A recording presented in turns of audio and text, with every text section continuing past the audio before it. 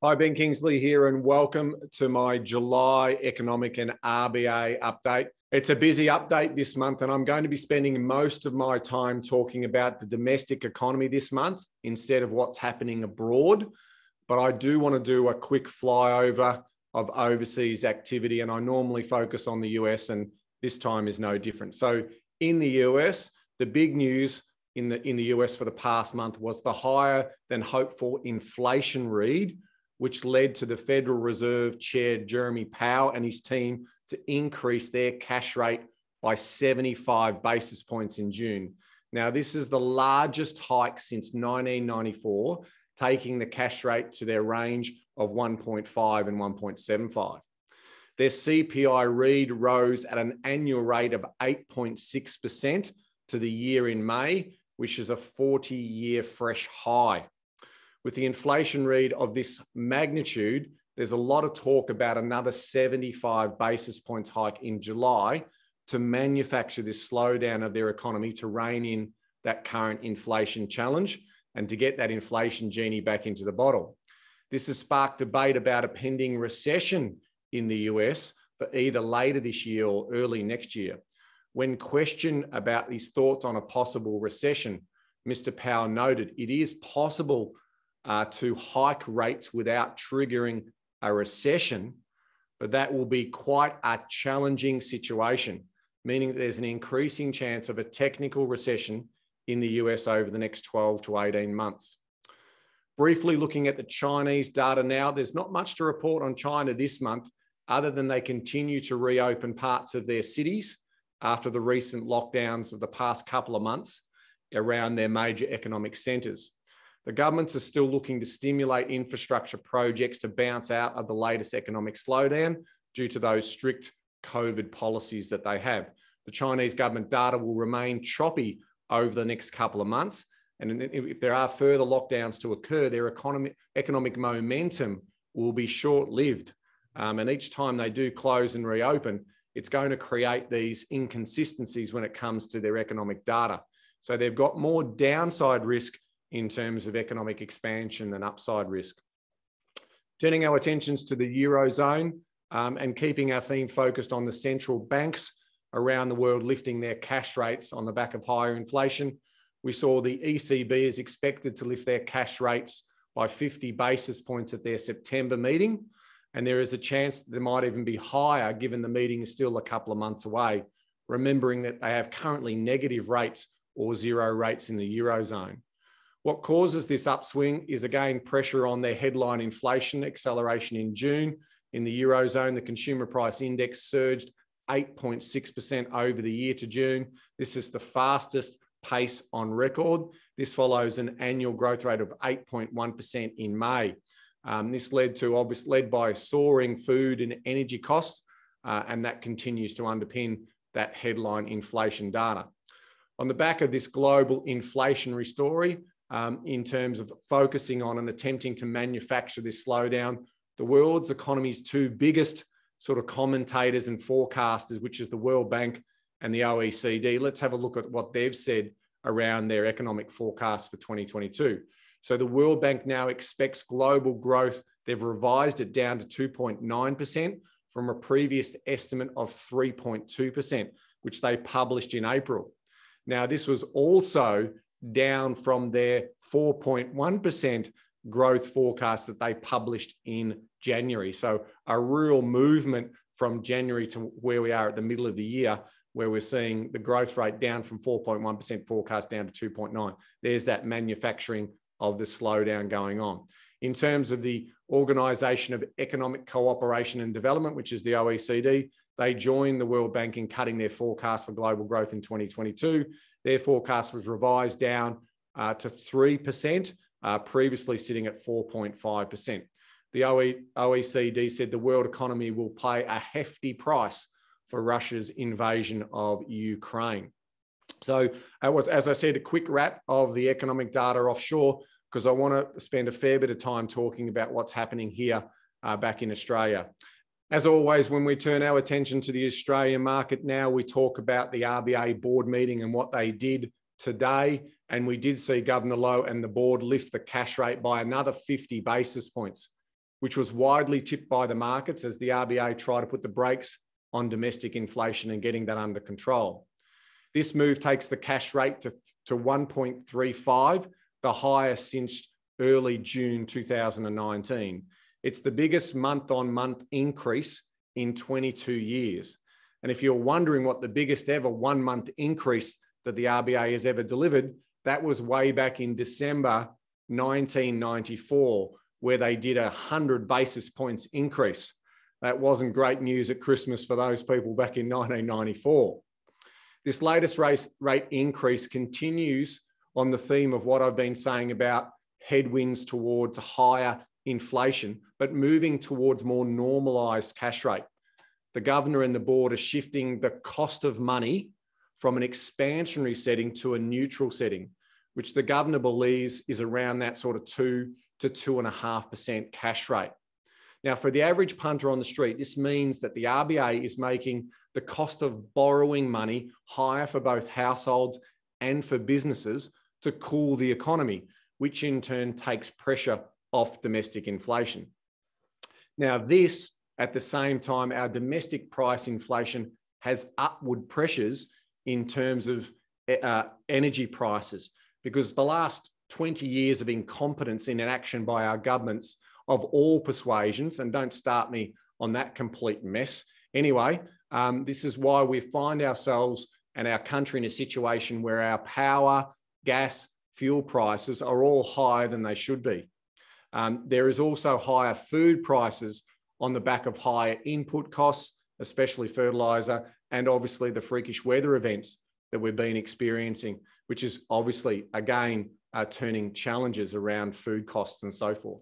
In addition to that, we've got higher input costs because the Australian dollar is also sitting lower, and also our freight costs in terms of supply chains have also spiked as well. All in all, it's not a very good picture overall, but it still needs to be kept into context, which means that interest rates, we are more likely to be paying after the higher cycle is finished, will still be below the extended long-term average of around 7 to 7.5%. So what I'm saying there is that interest rates in terms of what we pay, which is the retail rate, over the longer term, if you measure it over 20, 30 years, is around 7 to 7.5%. Now, obviously, in the last sort of 10 to 15 years, interest rates have been coming down and have been a lot lower. And so we suspect by the end of this year, based on the updated economic forecasts of the big banks, that we will likely see the cash rate around that sort of 2.3 to 2.6, which is an increase on where we saw last month, and has certainly seen the big banks move their forecasts higher. And so in the real world, the rates that we'll be paying will be around that 4.5 to 5.5%. So my message still remains prudent, for you to be prudent in preparing your own budgets and your own mortgages as we move towards these sort of higher interest rate settings. And if you can do that, that's obviously going to put you into good stead. Now, in terms of thinking about the future, and this is one of the themes of this month's update, I wanted to be really clear about why the situation still remains live in terms of, where interest rates are going to go is all on the back of where inflation is going to go. So what we're talking about here is obviously oil prices, gas prices, freight prices, domestic wage and labour shortages, domestic energy supply and prices, domestic food supply and input costs, and the Australian dollar in terms of those higher costs of imports. So with that in mind, what we're talking about is what things are we in control of versus what things are out of our control. In other words, what inflationary pressures are we importing versus what can we actually do about that? So we start to look at that in more detail. So externally, which is really out of our control, we're talking about oil. Now, the war in Ukraine, if this comes to an end, we will see oil and gas prices fall from their current peaks. In addition to that, the manufactured slowing of the world economy could also see contraction in demand for oil and gas over that time as well. The economic slowdown will also take pressure off global trade and, obviously the supply chain story there. So we should also see prices of raw materials fall, freight costs start to come back as that demand for shipping and so forth slows, because those domestic economies aren't going to be buying as many goods as the cost of money goes higher, and our discretionary spending in those domestic economies globally start to slow down. The Australian dollar, by lifting our cash rate higher, usually means that our exchange rate goes with that. So the dollar actually goes up in comparison to our exchange foreign currencies.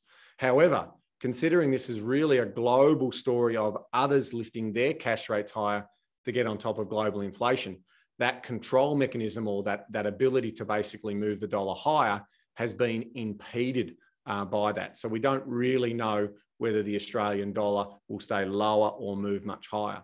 Now, we do note that obviously the RBA can, on occasions, influence our currency in terms of buying foreign exchange, and that can potentially move the Australian dollar a little bit higher, which would make import goods a bit obviously cheaper, which means inflation also comes down as well. But that's really a difficult play because other central banks around the world can do the same type of thing. So the Aussie dollar being lower is going to mean our imports are going to be a bit more expensive.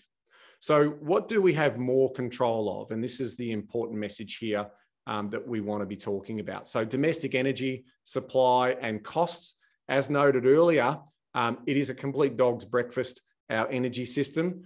So you can't expect any magical fixes here anytime soon.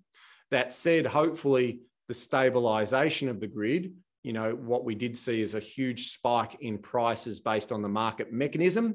Well, that won't necessarily be around this time. So hopefully we can stabilise the energy grid, get those energy production plants back up and running, and that should mean that we won't have a repeat event of any of these sort of short-term spikes in prices that is now currently flowing through to our power bills in our household. So we don't necessarily expect to see that happening again next year. So that's going to put downward pressure on inflation. In terms of domestic food supply, hopefully we'll see less natural disasters, and we've got another one as we're recording this happening in New South Wales with their floods again. So that is obviously very challenging. One of the things you can take a positive out of that is obviously in terms of storing a lot of that water. So all of the dams, irrigation channels and all of that will be full of water. So hopefully if we get improved weather conditions in terms of being able to supply that water for higher yields, hopefully could also see that food production start to lift this time sort of next year, I suspect. But it's obviously very challenging in terms of these freak weather events that we keep getting. Now, I did leave domestic wage and labour supply to the end because, in my view, this is one area where the federal government could do a lot more to reduce inflation. And so let me see if I can prosecute that argument around the immigration story. So although immigration would, definitely put short-term pressure on a tighter property market, obviously bringing a lot more people in will significantly increase the current immigration targets. And that would obviously mean more pressure on rental accommodation in that short term. But we need to think bigger than that. We need to think about the overall benefit. So if we were to increase our immigration targets, which are currently sitting at 160,000, and inject that critical labour resource, which will meet at the chronic labour shortages that we currently have, it will result in increased labour supply, which will put downward pressure on industries right across the board. So we are talking about health, technology, education, construction, food and beverage, tourism. The list goes on and on in terms of where we're seeing those labour shortages. So this is my way of, to understand how we can potentially take that significant risk out in terms of wage risk that's going to also be inflationary over the medium to longer term. So we desperately need this skilled and unskilled labour right across Australia.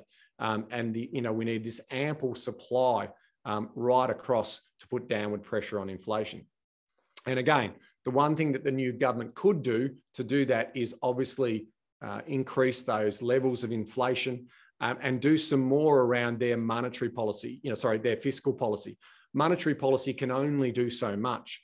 Fiscal policy stewardship is going to be important in terms of that. So if you're listening, Albo and Dr. Chalmers, that's my recommendation to, significantly increase the immigration intake as soon as possible. That's a perfect also segue into the unemployment data that we saw in regards to, the last month's data read. Let's go through that data now. The labour market showed just how tight unemployment is. We saw that employment accelerated at its fastest rate since February, adding another 60,600 jobs. In May, we saw the participation rate lift to a record high of 66.7 as more Australians were recruited into the jobs market. Now, due to that record level of participation rate, that offset the unemployment rate going lower. So it still held steady at 3.9%.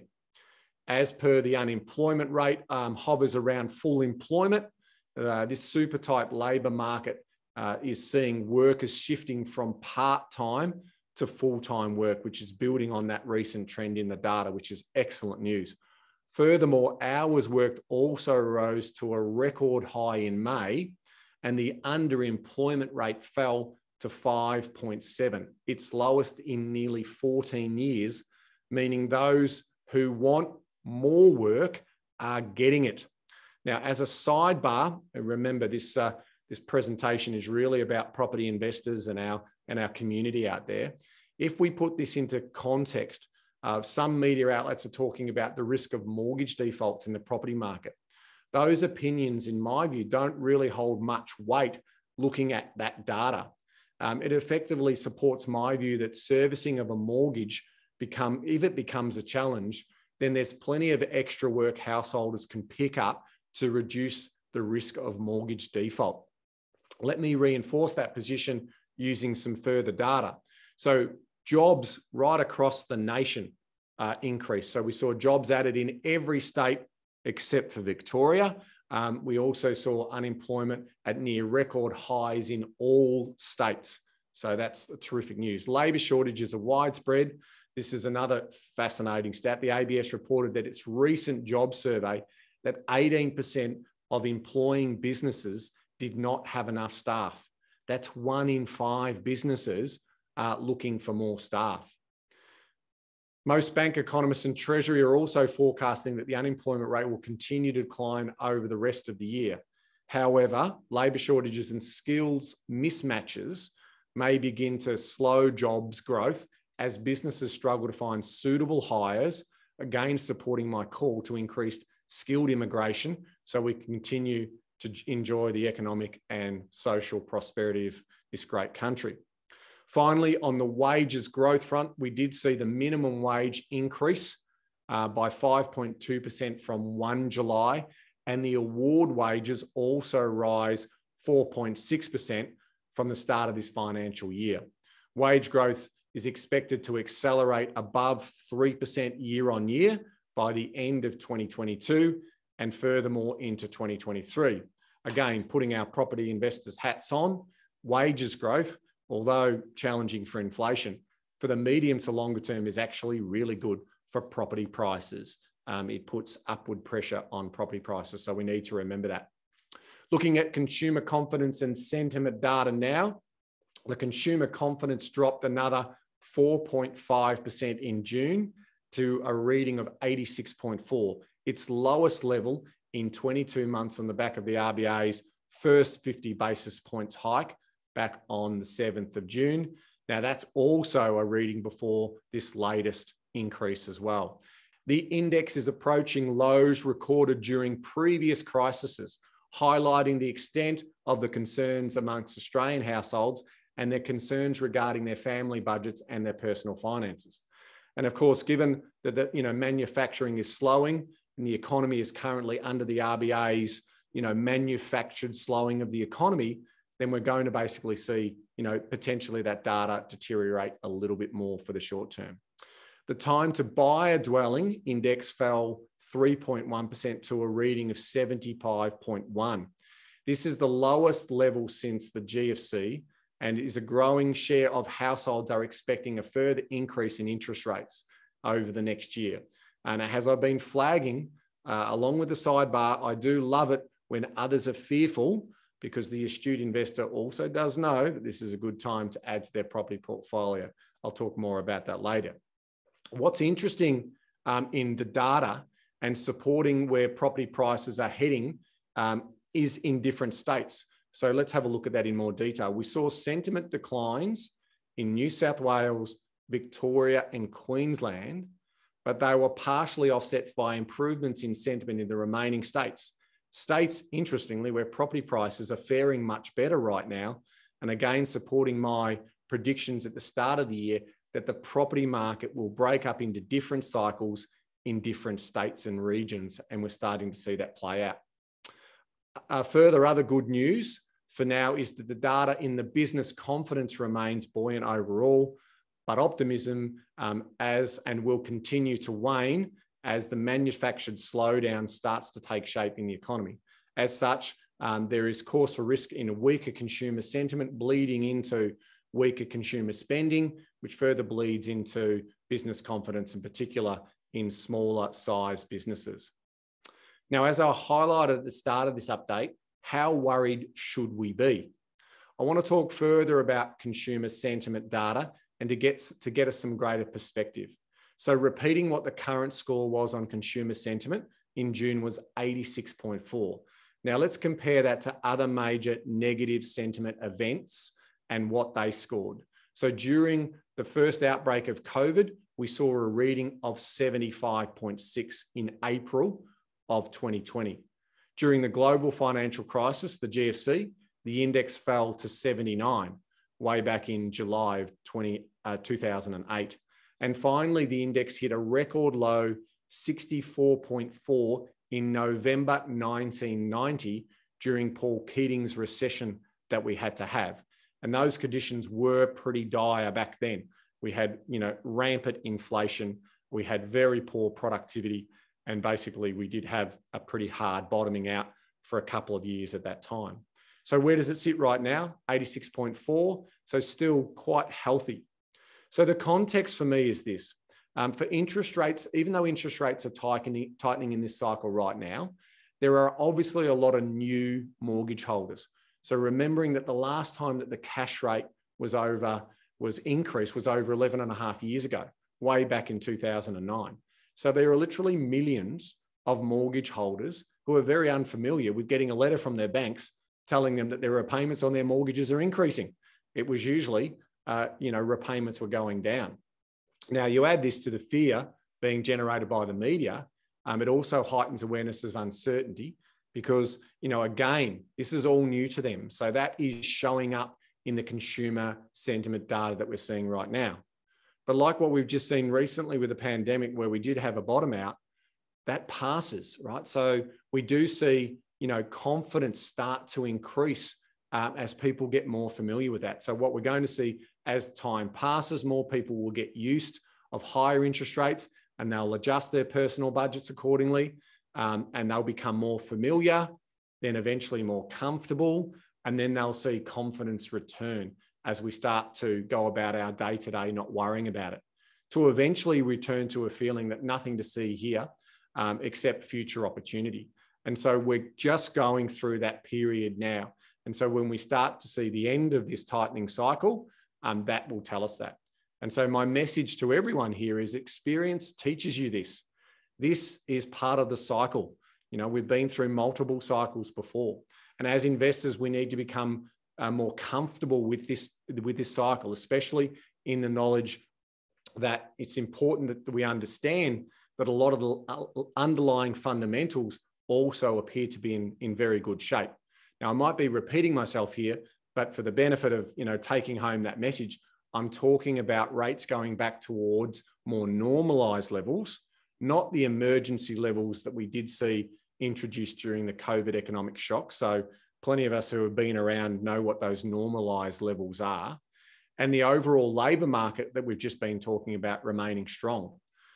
All those who want a job have a job. And right now, those people who potentially want to pick up extra work, given the levels of job vacancies that we're seeing out there at the moment, can also do that. So my message here is to remain calm, to remain cool, contrary to what you might see in terms of the media hype, in terms of that daily media feed. this too shall pass. In terms of we are not in a crisis territory here. We are just going through that cycle.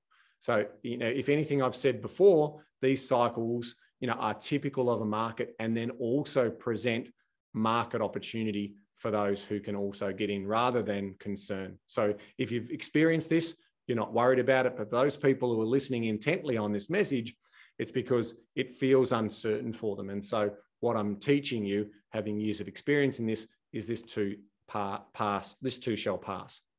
In terms of retail sales, let's go into that data now.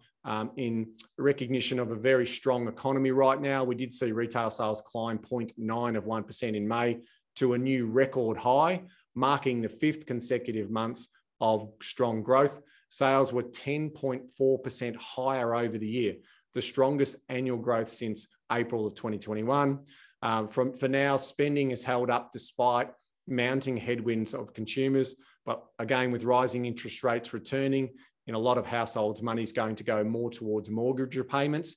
So we probably expect to see less discretionary money available in the coming months, and we'll start to see that retail spending data start to come off or falling later in this year. So that is expected. So we're not going to be worried about that. In terms of spending rose in 5 of the 6 spending categories in May, the biggest rise was in department store spending, which also reflects a rebound in seasonal weaknesses after Easter.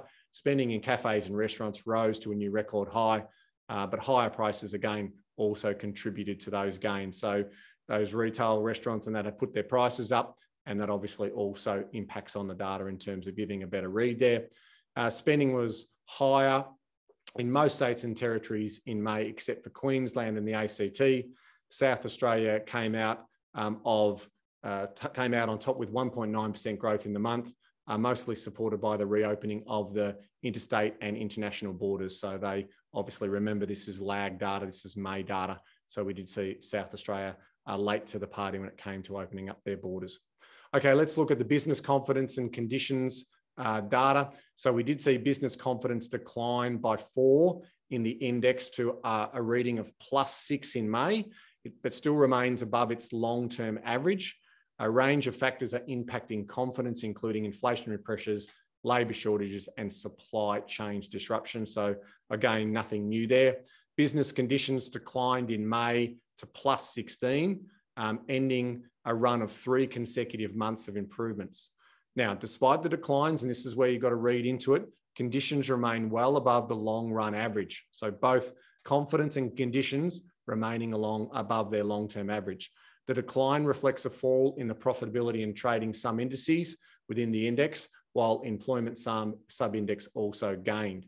Conditions improved strongly in transport and utilities. This sector was affected by travel restrictions and border closures, and obviously as those restrictions ease, transport spending, including air travel, has increased. So we've seen a big spike in domestic and air travel generally. Confidence declined sharply in construction, surging material costs amid supply chain disruptions, which we've been talking about in the past couple of updates. And obviously a higher labour market costs have placed significant pressure on the sector. As I highlighted in those recent months, the residential construction sector, fixed price contracts are limiting the ability of these firms to pass on these cost increases, which is resulting in financial strain in a lot of those builders, as those builders potentially, build those homes making a loss. So that's a real challenge for them at the moment. In terms of leading indicators point to continued economic momentum in the near term. The economy still remains very, very strong. Business investment is also likely to be supported by generous tax incentives, which still remain in place until June 2023. That said, businesses will not be immune from the pending manufactured slowdown in the economy being conducted by the RBA right now. As that broader manufactured slowdown starts to be engineered across the globe as well, hopefully warding off that higher inflation story. So it's a delicate position that we want to be in. Okay, bit of a change of pace now. I want to talk about the census data that was released, and I've got some insights here that I was able to gather from ANZ research team. So thank you for that information. In terms of population, we saw the Australian population grew 8% from 2016 to 2021 to a reading of 25.4 million. Remembering that this was recorded in August of 21, when we did have a population exodus out of Australia back there during that COVID pandemic. For further context, Australia has more than doubled over the last 50 years, growing from 12.5 million in 1971 to obviously our 25.4 million recorded in August of last year. The composition of our population has also changed. Millennials are now displacing the baby boomer generation, making up 21.5% of the overall population, and 48.2% of the population have at least one person who was born overseas. So we're definitely seeing a changing face of our nation. Looking at incomes, personal incomes grew by 21% compared to the 2016 census. In 2021, the median weekly income is $805, while median household weekly income is $1,746 for the household versus the individual. And for some further good news on the percentages of people earning less than $650 a week dropped, meaning that more people stepped out of that really low income range and into a higher income range since the last census. That is very good news. And the percentage of people earning over $3,000 gross per week also increased since the 2016 census, basically telling us that skilled labour is being rewarded with higher incomes. So make sure you get a great education and become a skilled labour person in the economy. The ACT had the highest median personal income in the country at $1,003 a week. The Northern Territory, interestingly, had the second highest personal income of $936. And if my memory serves me correctly, that's probably displacing Western Australia in terms of second place. In terms of property, we saw that the share of households that were renters rose slightly in 2021 from 30.6 from a 30 clean reading in 2016, I should say. And that's been driven by falling home ownership rates in New South Wales and Victoria. So that's where we saw that come through. The total share of those who owned their homes, including those with mortgages, rose slightly from 65.4 to 65.9, which stops the trend of declining home ownerships in this country. So when people are talking about there's less home ownership in Australia, that's not actually being represented inside the census data between those 5-year periods. Between 2016 to 2021 census, generally speaking, Australian property prices grew by 26%, while property prices in Sydney grew by 30%, and in Melbourne prices only rose by 25%, showing you the importance of markets within markets and different time cycles within a market. The average number of people per dwelling fell from 2.6 in 2011 and 2016 to 2.5 in 2021, meaning there's basically less people living in dwellings these days. The increase in the number of households from 2016 to 2021 was 12%, but the growth in group households, which is share houses, was far lower, only 2%, while the growth in lone person households was the strongest of all household types at 17% growth. There's that people living by themselves story. Living in an apartment was slightly more common in 2021, so 14.2% of households compared to 13.1% in 2016, whilst living in a house was slightly less common, 72.3% in 2021 versus 72.9% in 2016. The rate of vacant rental properties fell from 10.5% in 2016 to 9.6% in 2021. That's probably a little indicator to governments to make sure that they don't make it difficult for investors to manage those properties. All right, good segue, finishing with the census data, moving into the property market update. Looking at the CoreLogic monthly dwelling prices index, we saw nationally dwelling prices, which includes all property types, decline for the second consecutive month, dropping by 0.6% in June. This follows a 0.1% decline in May. In terms of combined capitals, prices dropped 0.8%, and combined regional prices actually increased by 0.1%. Now, based on this month's data of all capital cities and regional areas are now past their peak in terms of their growth rate. Now, don't mistake that message. That doesn't mean that all properties are falling in value. It does not mean that at all. Prices continue to grow. In Brisbane, up 0.1%. Adelaide, which is still a very strong property market, grew by 1.3%. Perth prices grew by 0.4%. Darwin grew by 0.9%. Canberra grew by 0.3%. Now, in terms of falls, we only saw falls in Sydney, down 1.6%, Melbourne down 1.1%, and Hobart was down 0.2%. Now, this data again clearly supports that you should never just think about the Australian property market, but rather the markets within markets. And while some markets are falling, there is still growth being recorded in more capital city markets than there are falls being recorded. Now, this is the important message and the educational piece that I want you to take away. In previous cycles, Bryce and I have always talked about supply picks up at the end of a cycle, okay, as more supply arrives, but buyers' demand isn't absorbing that stock that's being listed for sale, and hence the overall supply levels grow. Now, again, importantly for your knowledge building, oversupply is the enemy of capital growth. And this is a strong indicator that a market is going to experience further price pressures on the downside if supply levels continue to increase.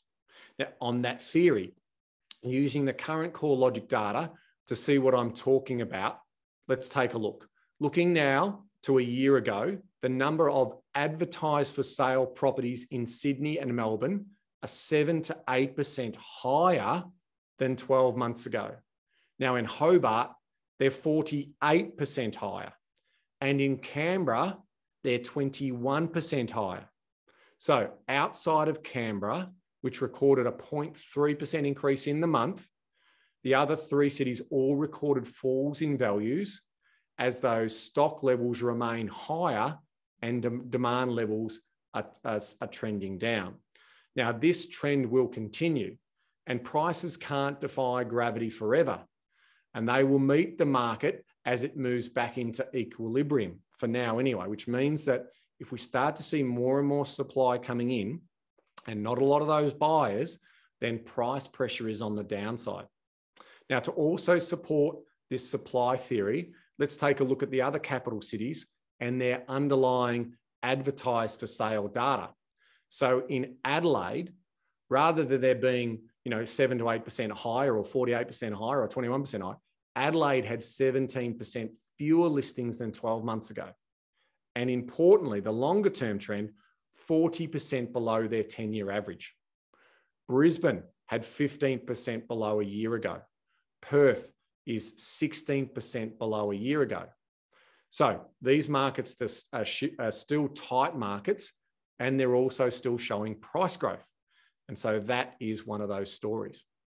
Now, to round out this important property message and property data message, when it comes to capital city growth trends, it's still not 100% guarantee of future growth, in terms of if it's just an oversupply story. There are other variables also in play when it comes to putting price growth pressures on the demand side.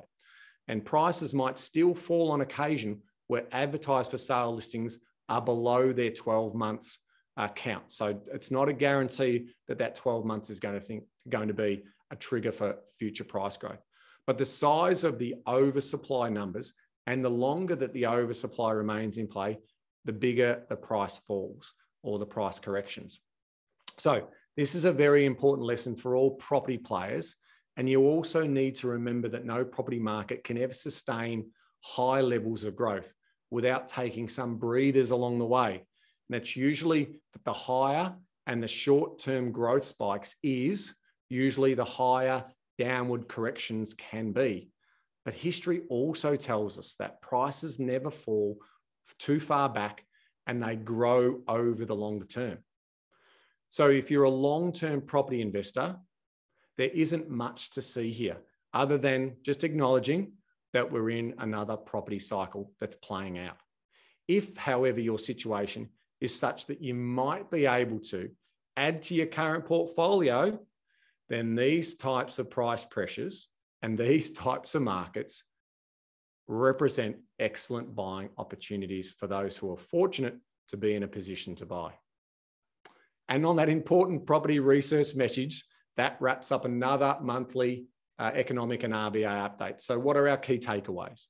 The central banks around the world are manufacturing this slowdown to rein in on global inflation. The RBA continues to do the same here in Australia to try and tame our domestic inflation story. There is still a lot to like about the domestic economy right now, especially on the job side, the amount of savings that households have got. So they are good things to like about the current economy. The government, in my view, needs to do more when it comes to the immigration quota. We should be attracting the world's best and brightest down under, and we should have started that yesterday. So we do need to do more there to put further downward pressure on inflation. And on the property update story, property oversupply, remember, is the enemy of short-term capital growth. So it's important to take that away with you. So until next month, remember, knowledge is empowering, but only if you act on it. We'll see you next month.